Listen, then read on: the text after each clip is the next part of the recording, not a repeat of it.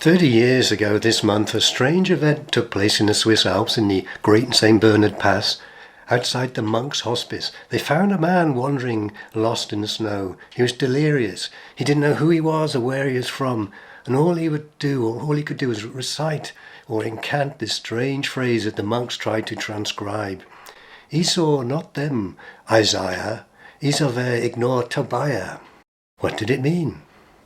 Well, for 30 years the mystery has eluded everybody, but I've figured it out because I've found that it contains within it a formula that will help you write a truly compelling main character for your novel. So welcome to another instalment in my series on how to write your novel using that most unlikely of writing implements, a round Oxford bus ticket.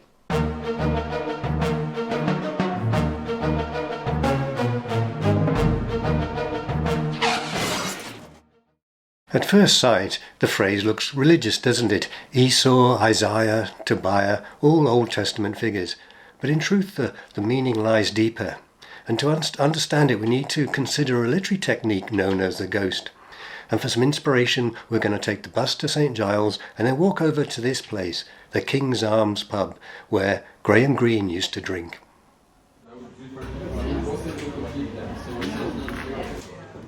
Well, I don't know if Graham Greene ever sat in this particular chair, but he definitely drank in this pub and would have stared out of these windows and daydreamed.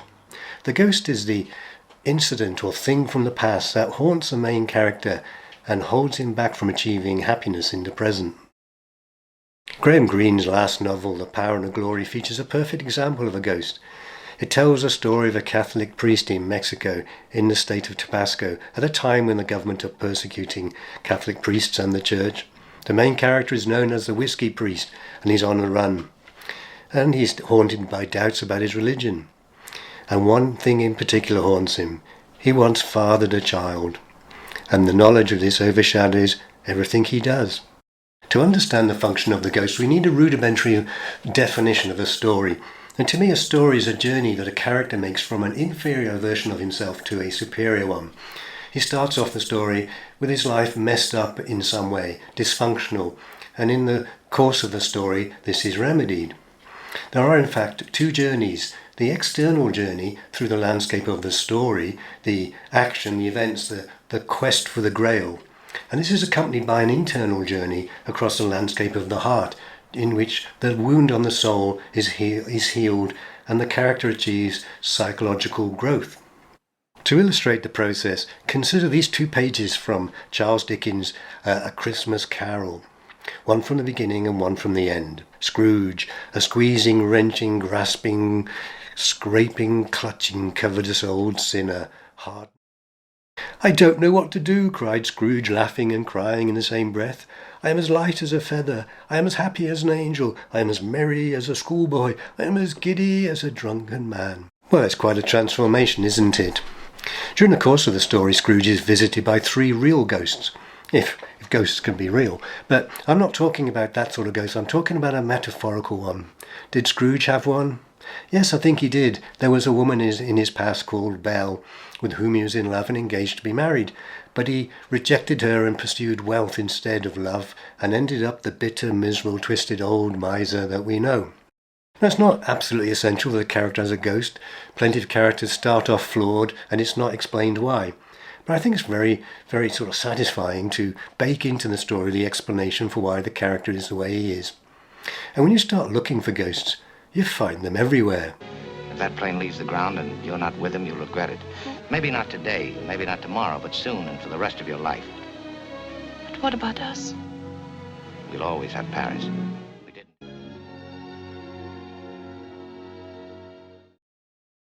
Ibsen's plays are filled with ghosts, and one play is even called Ghosts, and he once likened it to sailing with a corpse in the cargo. I once knew a man who had a ghost, a Canadian sea captain called Barnaby. He didn't sail with a corpse in the cargo, he sailed with something far worse. He sailed with me, and I became his ghost. It happened in Polynesia in my 30s, a halcyon period where I was vagabonding across the South Pacific, and I met Captain Barnaby in Tahiti, and he offered me the job as a deckhand on his small yacht on a voyage to Fiji. It was a 3-month voyage during which I watched him slowly lose his mind. You have to understand, it can be quite a strain on a ship like that. It's like spending 3 months locked away in a cupboard with a complete stranger. Tempers can fray. I thought we were getting on all right. I thought he liked my jokes, especially my Chico Marx impressions. Every time the cow says moo, she's a making the bull feel very happy too. And the rooster when he holler cock-a-doodly-doodly-doo says I love you. And my Monty Python impressions. He's not the Messiah, he's a very naughty boy. I did a lot of those. Yeah. He's not the Messiah, he's a very naughty boy. And sometimes I combined them too. He's not the Messiah, he's a very naughty boy. It was only really years later, looking back, that I realised how insufferable people are who endlessly recite Monty Python.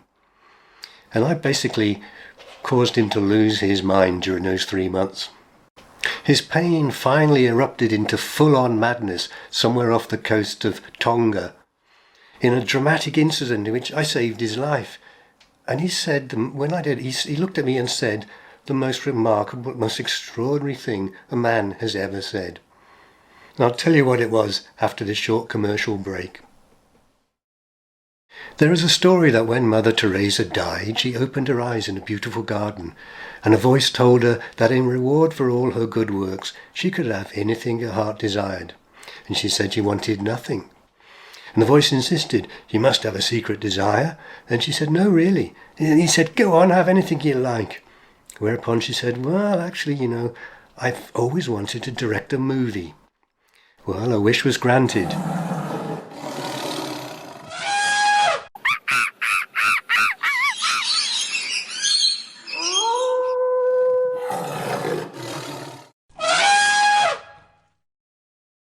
But what about your secret desire?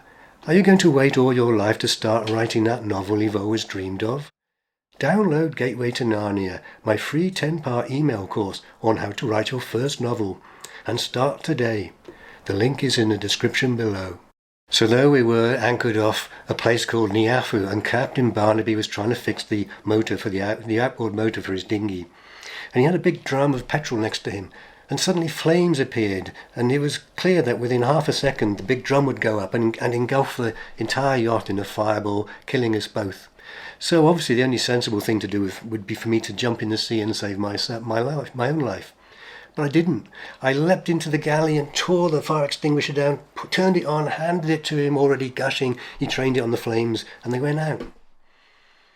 And then there was this silence, the like of which I've never experienced before or since. And then he looked up at me and said, you used the wrong damn fire extinguisher. And it's true, I had. In my haste to save his life, I'd reached not for the CO2 one for fuel fires, but the powder one next to it for electrical fires. And so there was his little motor covered in white powder like freshly fallen snow. But the real point of the story is a look in his eye. It's something that haunts me still today. That look of all-consuming madness as he realised the full import of what he just said. He knew the words, you saved my life with the wrong damn fire extinguisher, would haunt him for the rest of his days. And I saw in his eyes that the 3 months alone with me on the ocean, with me and my Monty Python impressions, had completely destroyed his mind. In fact, I'd become his ghost. I often wonder about the novel I will write about him. It's probably the only time in the history of literature where the ghost writes the novel. And I know exactly how it starts. A wild, crazy lunatic wandering lost in the snow of the Great St. Bernard Pass. The monks take him in, and all he can do is incant over and over again the words, Iso notem Isaiah, Isave ignore Tobiah. Is a not them Isaiah, is a very ignore Tobiah, is a not the Messiah, is a very naughty boy.